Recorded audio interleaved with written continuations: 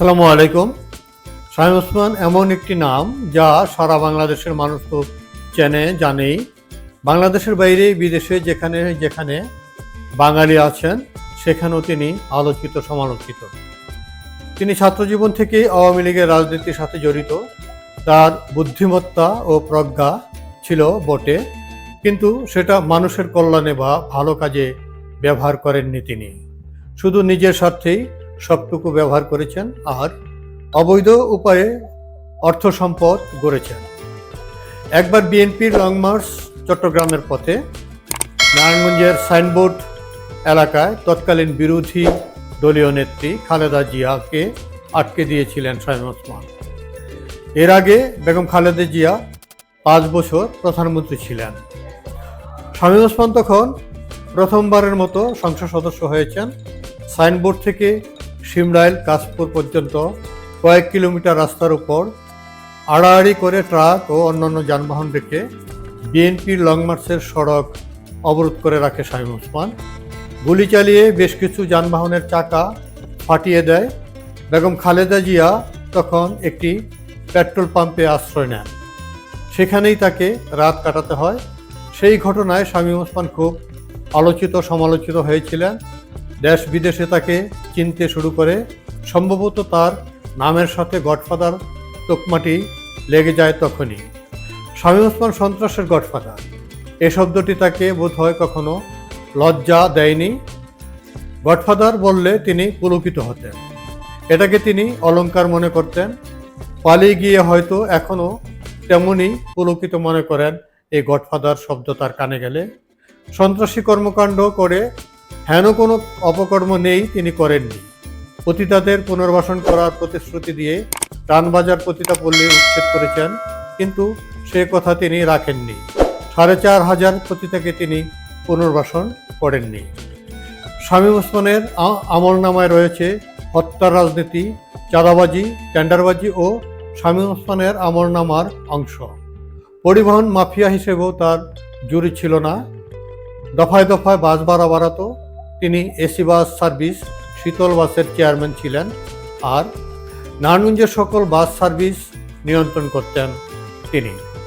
বাস ভাড়া বৃদ্ধির প্রতিবাদের কারণে রফিউর রাব্বির ছেলে ত্বকী হত্যাকাণ্ডের তীরও শামীম ওসমানের দিকে।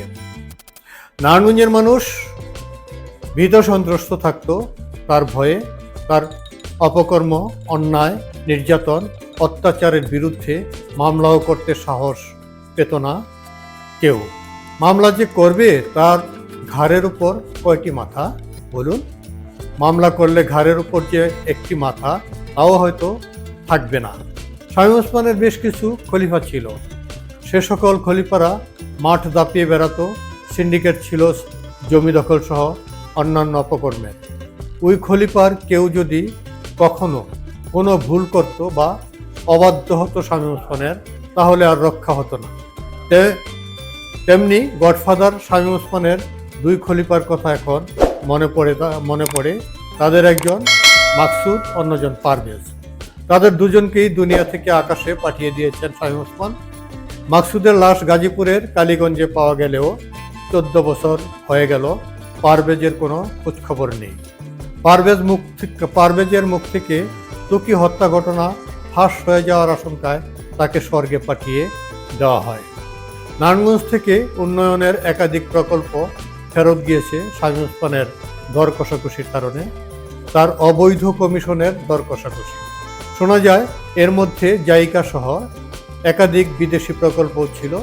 বিদেশি কোনো কোম্পানি শামীম ওসমানকে অবৈধ সুবিধা দিতে রাজি হয়নি, তাই তাদের প্রকল্প ফিরিয়ে নিয়েছে। ফলে কি হয়েছে? নারায়ণগঞ্জবাসী উন্নয়ন থেকে বঞ্চিত হয়েছে। শামীম ওসমানের এমন কৃতিত্বের কথা বলে শেষ করা যাবে না। সংসদ সদস্যের ক্ষমতা কাকে বলে শামীম ওসমান তা দেখাতে পেরেছেন।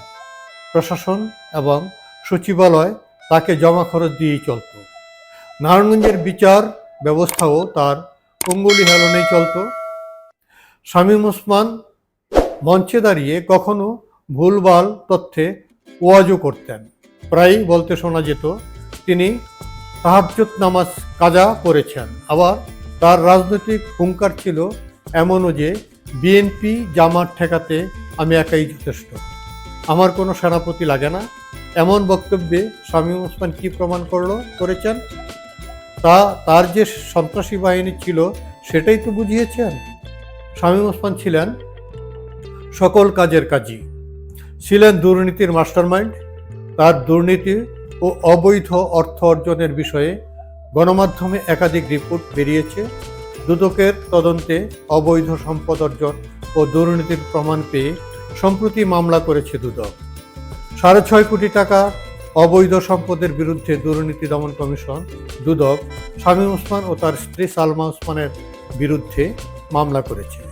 একই সাথে ছেলে ইমতিনান ওসমান অয়ন ও মেয়ে লাবিবা জোহার বিরুদ্ধে 450 কোটি টাকা সন্দেহভাজন লেনদেনের প্রমাণ পেয়েছে।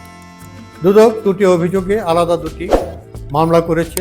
আরও যা করেছে দুদক সেটি হলো শামীম ওসমানের ছেলে ইমতিনান ওসমান অয়ন ও মেয়ে লাবিবা জোহার বিরুদ্ধে অবৈধ সম্পদের প্রমাণ পাওয়ার নোটিশ জারি করেছে।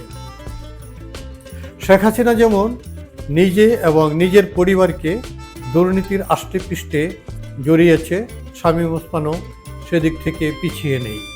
স্ত্রী সন্তান সকলকেই অবৈধ সম্পদ ও দুর্নীতির খাঁচায় বন্দী করে দিয়েছেন, পাপের বোঝা তুলে দিয়েছেন সন্তানদের মাথায়।